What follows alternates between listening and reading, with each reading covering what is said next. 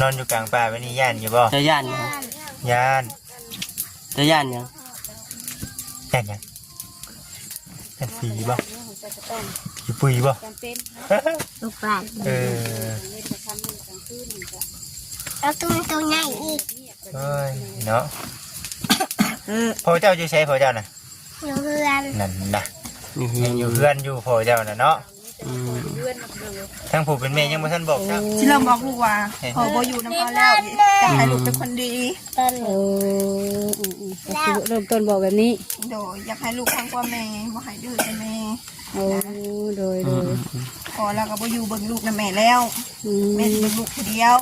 ตอนนี้ก็พอนี่ต่างคนต่างไปแล้วแม่ก็จะเริ่มต้นที่คุณ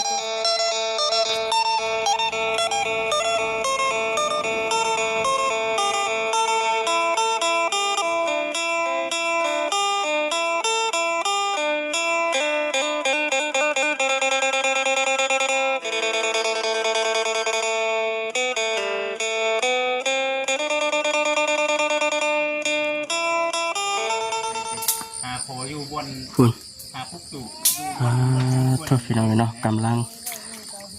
บัวระบัดให้มันเป็นสะอาดหูสะอาดตาแน่ว่าฉันอยู่มันในป่าในดอนก็ได้ว่าฉันหกคืออะไรกันมันมียุงมีหยังนะพี่น้องเนาะยุงหินสมปีได้เนาะชงอยู่น้ำปลาเลยเอาพี่น้องไอ้ทักทายสบายดีเด้อพี่น้องเด้อเนาะทักทายสบายดีซีกันเบิ้ลสุขุสุขคนพี่น้องไอ้พ่อพบเจอกันอีกเช่นเก่าเช่นเคยคือเก่าคือเดิมพี่น้องไอ้เนาะอยู่ที่กระต๊อบกระแมนกระต๊อบมันสานางในห้างลูกสองเพิ่นสบายดีเด้อสานางเด้อเกินนี่เนาะคิดว่าอยู่ในมุมนี่สิโอเคอยู่ไม่ได้ไรบ้านแต่ว่าทั้งดังคือว่ามีคลองน้ำทั้งดังสานางโดยแม่มันเป็นห้องเวลาฝนตกฝนยังก็มันผ่านนี่เลยแล้วเนาะน้ำปลาซ่ามันไหลลงมานี่ด้วยนะน้ำเพียรปลาซ่ามันลงมาในนี่แล้วก็ทำงานแน่ทางให้เป็นก่อนเดี๋ยวสิตั้งกล้องไว้ก่อนป้าก็มีอันเดียวจ้านี่ตั้งกล้องช่วยเพิ่นบ่หมดแล้วตั้งกล้องไว้สิครับเลยสบายดีเด้อพี่น้องเลยเนาะเพิ่นมื้อนี้พี่น้องเอ้ยแม่นทั้งทีมงานว่าพี่น้องลองขากล้องใหม่ก่อนลองทำยังไงเอาดีๆแล้วว่าคำให้เจ้าขากล้องเจ้าเนาะคือขาดยังทันใช้งานเนี่ยพวกมือเล็กพี่น้องเลยว่าจะไม่กระชันมาแบบมันนั่นสะเทือนเลยมือเนี่ยว่าฝนกระตกคุ้มมือเป็นบ่ตัดไม้อันนั้นนะว่าจิปวดซอยซึ่งเจ้าเคยเข้าไปลองเบิ่งแล้วเนาะบนเนาะเข้าไปผ่านโอ้ยเป็นจักมาคิดทันข้าไปบนว่าจังไรเลยอยากย่างกลับขึ้นไปบนเก่าบ่เพิ่นยังอันนั้นเด้เพิ่นยังอัดคลิปบ่เลยอ่ะเด้เพิ่นยังเบิ่งอยู่เด้เนี่ยเบิ่งว่าบนเจ้าอยู่นี่เป็นอะไรใกล้กับมันเป็นอะไรแต่ย่านบ่อย่างนี้เนาะแม่นเพิ่นยังเขาเบิ่งเลยว่าออกมาก็คือทางป้าทางรอนี่ขอให้เพิ่นมาบ่อยเนาะหอยตอนคืนมาเอาเด้มารับอย่างนี้เนาะมารับอีกเด้ชาวนาเอ้ยทางให้มันเป็นบ่เฮาอยู่เป็นจังเนาะเขาขอเพิ่นแล้วบอกเพิ่นเอิ้นบอกเพิ่นใครอยู่ซะเพิ่นก็อยากให้มันเป็นหูเป็นตาเพิ่นคือกันนั่นแหละใครอยู่ซะเนาะแม่นี่ว่าไปทางว่าจะทางแปดบ่เฮาอยู่เฮายันว่าไปอันบุกสถานที่เพิ่นก็เอาเด้อพี่น้องเอ้ยขออนุญาตเด้อเนาะวันนี้แหละขออนุญาตเด้อพี่น้องเด้อเนาะนี่แกพูดแล้วมันแห้งมันหยังได้เนาะจังสิคนนั้นแม่เดือดจุดเลยก็ได้ให้มันควันกลางคืนบ่แม่เฮากลางคืนมาเฮาจุดอาศัยมันควันนะมันให้มุงเด้มันไหม้ดิบมันสิดีบ่ไหม้ตายให้มันควันให้มันเชื้อนี่ควันเชื้อนี่พี่น้องเอ้ยแม่มันควันที่ก็อาศัยว่าเปลวไฟและอูดยุงค่ะแม่ก็แบบนี้แหละเฮาก็คือทางเจ้าว่าแม่มุ่งก็บ่มีเนาะตัวมาโตๆพี่น้องรับเสื้อผ้านิดหน่อยว่าซั่นมียังก็ยืมเจ้ามาเป็นมีดเป็นเสียมเนาะเราเป็นผ้าสิไหลลงมานี้เนาะเนาะแม่คนโตแพงมันก็ผ่านมาคำแห้งดีเราก็จะถ่วมที่บนจะอยู่สนั่นเลยถ่วมมาแรงมาตกแห้งไข่เนาะเดี๋ยวว่าง่ายผ่าห่มผ่าแพร่นี่ไม่ได้ที่ใส่จกมาใส่แล้วเนาะแม่จะออกมาตากไว้ได้ทีน้อยย่าน ฝนตก เตรียมพ่นโตะพ่นลงเด้ก็เลยได้เก็บใส่ถุงเมียนคืนมายามเฮาวันเย็บตู้ออกมาเดี๋ยวคนตกขาลงแบบมันเปียก ยุงเนาะขานี่ยังมียุงนะ ก็แม่แม่ ไม่จะพยายามคุมไฟขึ้นแน่มันจะยุงลาย เป่าไฟคุมไฟเลยเนาะ นั่นอยู่บ่สิลูกอยู่บ่ไป ลูกที่ว่าซะนั้น มันเลยยื้อทางลมมันแห้งเด้มัน แห้งอยู่บ่ทางลมน่ะ แม่ ย่างไปทางไหนก็บวกพดเนาะ ก็ยังดีว่าก่อนดังไฟนี่มันเป็นกระตอ มันเป็นกระตอบนนั้นมีโพนแน่ว่าอย่าง แม่ ที่ มันเป็นหัวสูง กระบอนเขาอยู่เนี่ยก็เก็บกวดกระทักแน่นะเหมือนย่านน้ำเล็กน้อยก็จะบัดมันเคยเกิดแน่นะย่านที่เราเหยียบ น้ำมันระวังนั่นแหละเนาะ ปวดออกให้มันแปลน เป็นเลยทั้งเราเนี่ยจะเบิ่งก็คือว่าสิโอเคแหละก็สิผ่านมาแล้วเนาะ นึกว่านี่คือว่าเฮาเข้ามาครั้งแรกเฮาบัดถามนั่นเนาะพี่ ถามเกี่ยวกับครอบครัวเนี่ยหน่อยก็คือจะไล่ถามไปคิดเลขเนาะ เนี่ย บางคนก็มาใหม่อาจจะยังบ่ฮู้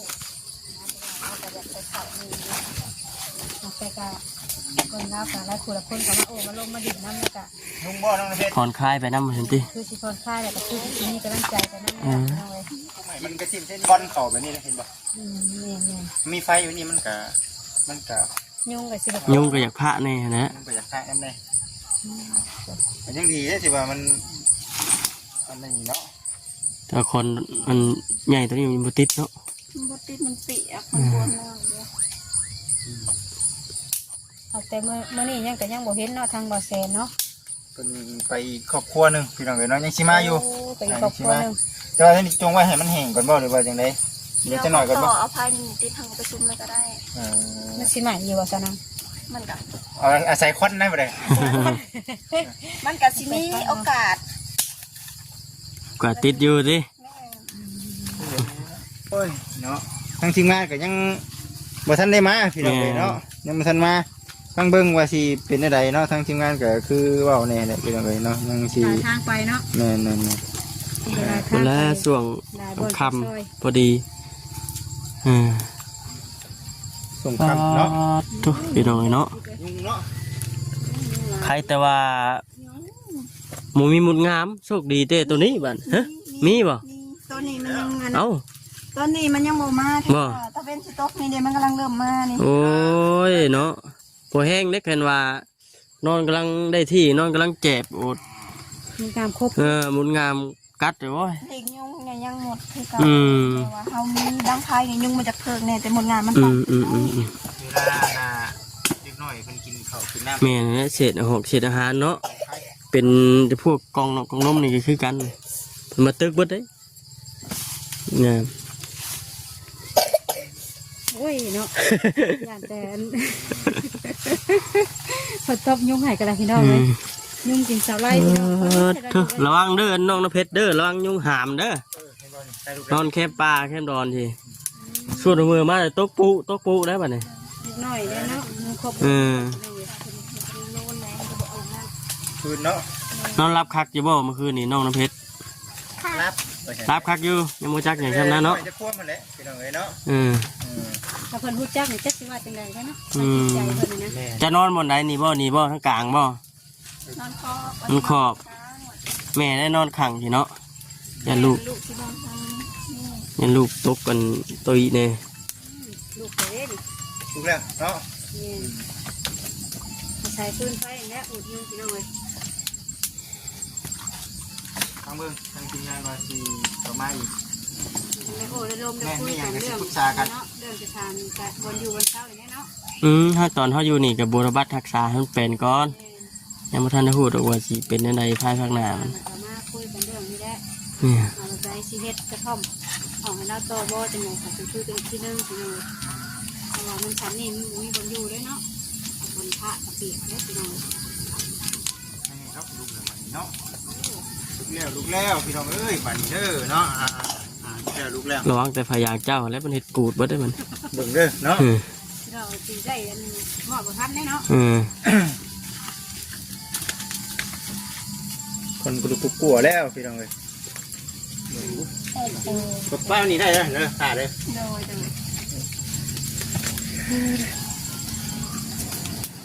รในเดี๋ยวนี้เนาะสลายมีหลายผู้หลายคนเขามาโอบมาล้มน้ำกะถ้ามีเฮาหายเงาไปเติบนึงพี่น้องของเราก็ได้ เบิ่งน้องเพชรลุกมานั่งเว้าน้ำเบาเนี่ยสักหน่อยไหมโอบมาล้มน้ำกะเพิ่นเนาะ สวัสดีค่ะ บ่มีคนไทยน้อยบ่นี่ พี่น้องก็เลยคิดยังบ่ออกบ่ ข้าวเสริมถ้าเสริมเอ้ยลุกขึ้นมานั่งเคียงๆกันกับเอ้ยดู สิใหม่อยู่บ่ ลุกขึ้นมานั่งดูสิบ่น้ำนี่โอ้ยฉันเนาะเอาให้ทั้งเพิ่นเป็นคนเฮ็ดขาพุ่นต่อไปไปแล้วเท่านั้นก็ได้ ให้มันยงพระแน่นะพี่ น้ น้ อ อง ง เพชรฟันยังเมื่อคืนนี่ฮะย่านอยู่บ่ ยาน นอนอยู่กลางป่าวันนี้ย่านอยู่บ่ จะย่านหยัง ย่าน จะย่านหยัง ย่านยังย่านผีบ่อยู่ปุยบ่ จำเป็น ลูกบ้านเอาตัวใหญ่อีก เฮ้ยเนาะพ่อเจ้าอยู่ใช้พ่อเจ้าน่ะ อยู่เพื่อน นั่นน่ะ นี่เฮี ยั ย ง อ อยู่ ยู่เพื่อนอยู่พ่อเจ้าน่ะเนาะ ทั้งผู้เป็นแม่ยังบ่ทันบอกซ้ำ บ่ได้ยังบอกบ่ได้บอกคุณพี่นะ บ่ได้บอกซ้ำนะพี่น้องเนาะ ให้บอกลูกจังเนาะ โดย ไม่ดีขวบ กลัวมาบอกลูกสิเริ่มต้นจุดใดก่อน เริ่มต้นที่ว่าพอบ่อยู่เฮาแล้ว พออยู่ เฮาว่า แล้ว แม่น โอ้ ที่เริ่มบอกลูกว่าพอบ่อยู่นำเฮาแล้วอยากให้ลูกเป็นคนดี ต้น โอ้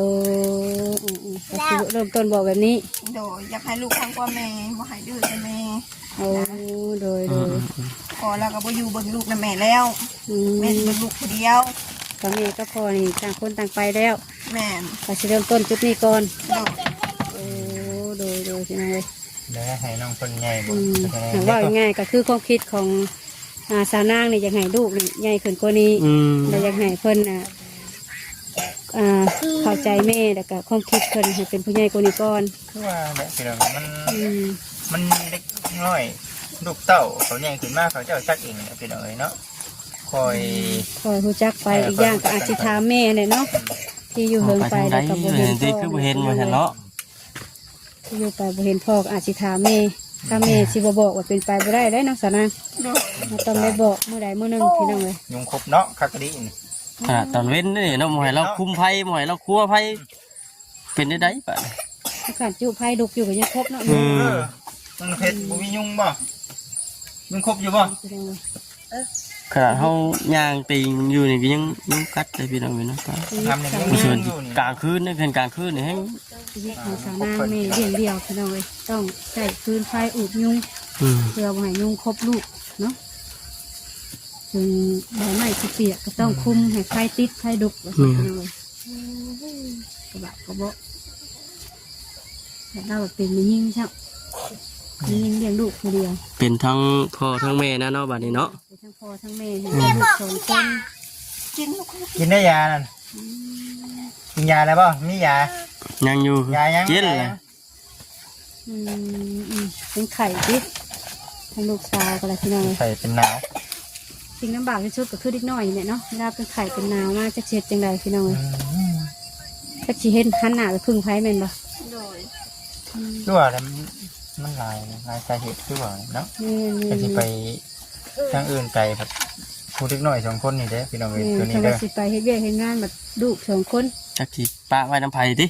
จักสิฝากไว้น้ำใสเนาะ ของป้าเป็นน้ำสว่านแบบสว่านก็จักสิซ้ำใดหั่นนะมันเป็นอันว่าเป็นห่วงเป็นใยหมดนั่นแหละพี่น้องเอ้ย เรื่องพ่อนี่เด้เด้อพี่น้องเด้อเนาะเรื่องพ่อนี่แหละให้มาอยู่น้ำหลานนี่เด้อว่าฉันบอกเล่านี่ให้มาอยู่น้ำหลานนี่ก็คือเว้าพี่น้องเนาะมัน ก็ได้ ก็ ให้ลูกสาวเฮ็ดเวียกเฮ็ดงานเนาะ เบิ่ง มาเอาหลานก่อนว่าซั่นติก็ได้ให้ลูกผู้เป็นลูกไปเฮ็ดเวียก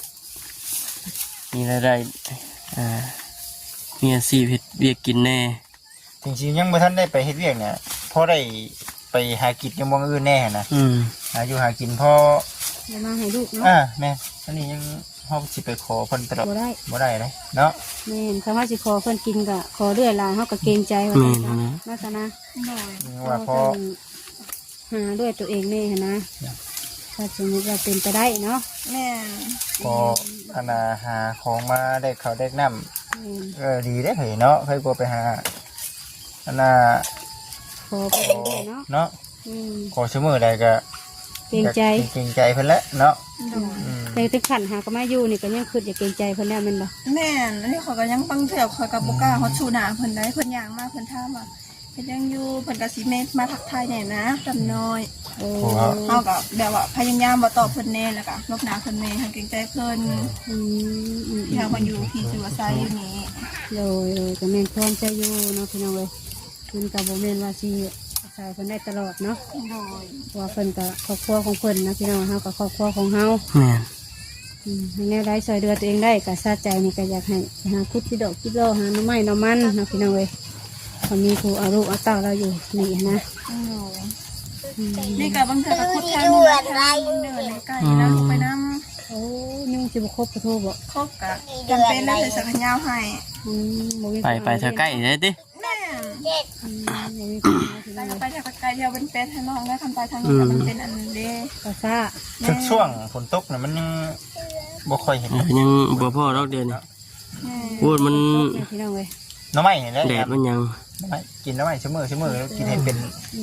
หน้ำไม้เลยให้ได้อ่ะ ช่วงแบบนี้ก็พอมีถวยกิโลเนาะมี แม่ แต่ฝน มัน ต สิ กต อ้น ลอด คืนลำน้อยนะก็พอได้คูดมันอยู่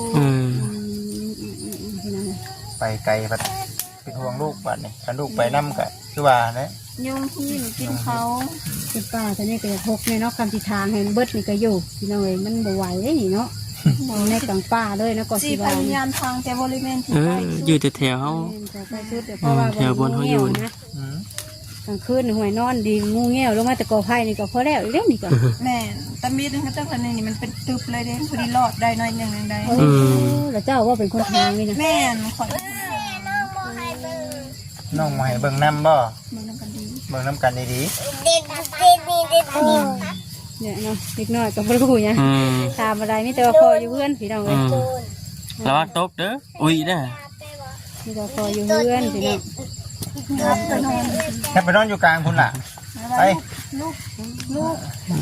ตัวยุ่งหัวยุ่งบาดนี่ นี่นี่ ยุงครบบ่ โอ้ยเนาะ คัก คอย แน่ เป็น ดิ คนเดือดร้อนจัง บ่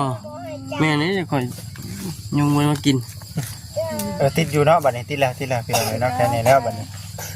ตอนนั้นแล้วยังบ่ตี ตอนนั้นพอดีให้ช่วงแรงๆจุดจะมีควันกุ้มกันแน่ปูดยุงแน่ ยุงอุดอันนี้ เออ ก็ดีนะ ไหนแกติดตามเบิ่งไปน้ำกันนี่แหละพี่น้องเนาะนี่ก็ตอบปอนเราอยู่กันเลย น้ำไม้ดีเพิ่นมันตัวเก่ามันเปื้อนแหละ ผู้จักเนาะว่า จัก เปื้ รู้ อน ว่า เนาะ เปื้อนเนาะ เปื้อนแล้วเห็นได้สตูมีบอลอยู่ก็คนอยู่แล้วหลักเลย เป็นเด้อจ้ะ คือว่ามีเตียง2 อันนี่พอดีคักเนาะ ว่าเขาไม่เตียงสองนี่ว่าได้นางดินมานะ มีเตียง2 หน่วย นี่ก็คือกระท่อมเราอยู่นั่นนี่ก็พายอกพายางคือว่าโตคนมากเป็นไงแล้วก็บ่มีนะอย่างแล้วก็เป็นอย่างนี้ กันว่าช่วงหมดงามขึ้นคือนั่นเนี่ยยังอยู่บ่ได้แล้วที่พวกนะอุกกี่แล้วเนี่ยมันจะขึ้นฮอดบ่อนห้องนอนพุ่นแล้ว ขึ้นเบิด ตึกฝาห่มฝาเพพุ่นแล้วเนาะ ยากเด้ อืม เบิ่งอีแม่ที่ทางนะก็ อืม มันกระทันหันนั่นนี่ก็บ่ได้ทาง มันอยู่ในช่วงกระทันหัน